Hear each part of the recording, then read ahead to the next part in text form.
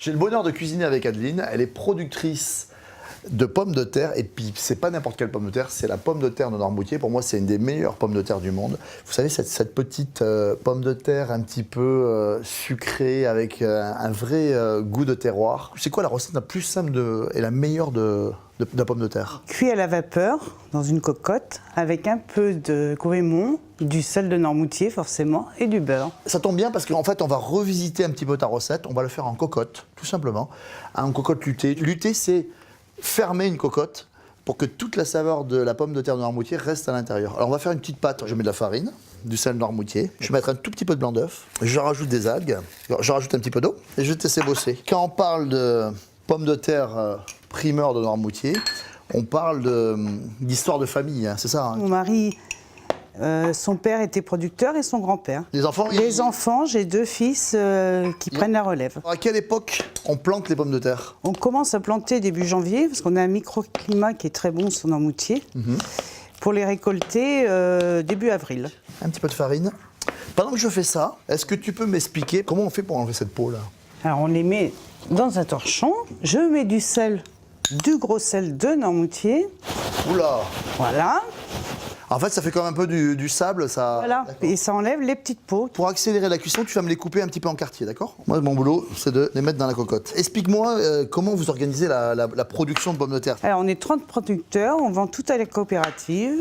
Et toutes les pommes de terre sont produites uniquement sur l'île. Uniquement sur l'île, oui. Et la petite dernière. Elles sont belles ces petites primeurs, regarde. On a les pommes de terre, d'accord? Maintenant, on va faire un petit beurre d'algues, regarde. Et là, je rajoute un petit peu de fleur de sel de Noirmoutier. Je vais rajouter un petit peu de zeste de citron, ce que j'adore dans la cuisine et puis particulièrement avec la pomme de terre primeur de Noirmoutier. C'est une petite touche d'acidité, d'accord? Tac. Et ça, ce qui va faire que le petit goût sucré, iodé léger de la pomme de terre de Noirmoutier va être un petit peu sublimé avec ces quelques gouttes de jus de citron. Je rajoute le petit beurre aux algues, au citron sur mes pommes de terre. On va remettre le couvercle. Alors en fait, on met de l'eau pour humidifier. Je taille une jolie bandelette dans la pâte à lutter. Et hop, je vais tout autour et je ferme ma pâte. Là, tu apprends que le goémon ne sert pas qu'à mettre dans les champs. Il sert aussi à faire des pâtes un petit peu aromatiques. On va le mettre 10 minutes dans un four à 200 degrés.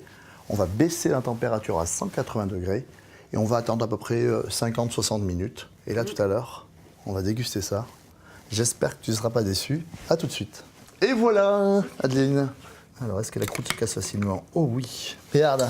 Oh, j'adore, il y a du jus là. Là, ça brille.